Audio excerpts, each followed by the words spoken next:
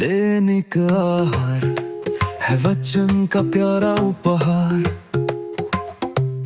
रोज का है ये आत्मा का पोषण संसार।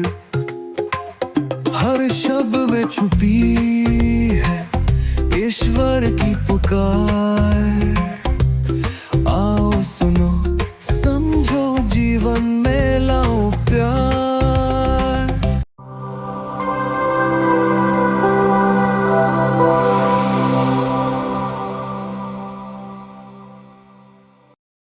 प्रिय भाई और बहनों, आज के सुसमाचार में हम देखते हैं कि एक शास्त्री यीशु से पूछते हैं, गुरुवर, संहिता में सबसे बड़ी आज्ञा कौन सी है?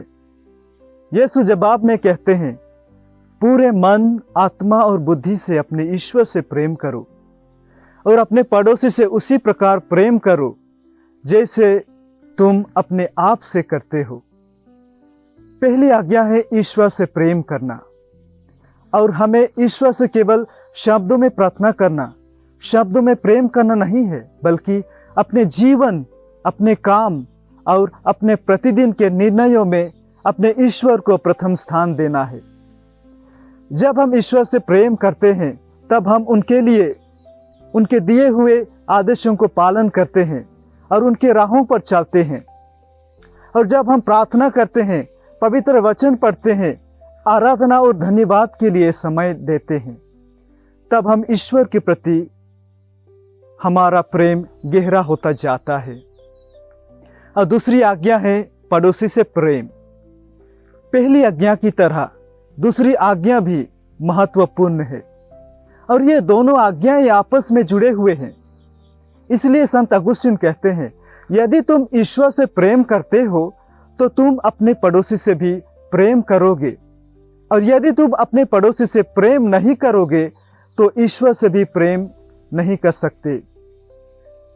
भाई और बहनों, पड़ोसी का अर्थ केवल हमारे आसपास के लोग नहीं है, केवल हमारे मित्र नहीं है, बल्कि वह हर व्यक्ति है जिसे हम अपने जीवन में पाते हैं, मुलाकात करते हैं, चाहे वह गरीब हो, चाहे वह अजनबी हो या हमारे शत्रु क्यों ना हो। पड़ोसी से प्रेम करना करुणा, क्षमा, सहानुभूति और सेवा में दिखाई देता है। तो यदि हम सचमुच ईश्वर से प्रेम करते हैं, जिससे हमें सृष्टि की है, जिससे हमें बनाया है, तो हमें उनके बच्चों को भी प्रेम करना चाहिए। जैसे संत यूहन्ना क्रिसोस्टम कहते हैं, जो अपने पड़ोसी से प्रेम करता है वही वास्तव में ईश्वर से प्रेम करता है, क्योंकि पड़ोसी में ही ईश्वर की छवि देखते हैं। और पड़ोसी की सेवा करना ही ईश्वर के प्रति हमारा प्रेम का सच्चा प्रमाण है। तो आइए हम अपने जीवन को टटोल कर देखें, क्या मैं पूरे दिल से ईश्वर को प्रथम स्थान देता हूँ? क्या मैं अपने पड़ोसी को अपने जैसे प्रेम करता हूँ? और आज हम विश्व की महारानी माता मरियम का भी त्योहार मनाते हैं। माता मरियम ईश्वर की माँ थी, संसार की मुक्तिदाता की माँ थी, लेकिन अपने संपूर्ण जीवन में नम्रता का जीवन जिया, प्रभु का वचन को अपनाया और उनके दिए हुए आज्ञाओं को पालन किया। ईश्वर को पूरे मन, तन, आत्मा और बुद्धि से प्रेम किया, इसलिए उनको एक महान पद दिया जा रहा है, एक महारानी का पद दिया जा रहा है।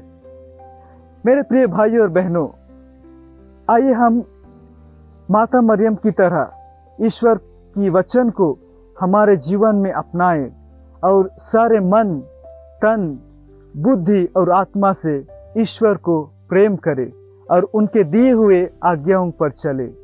आमीन।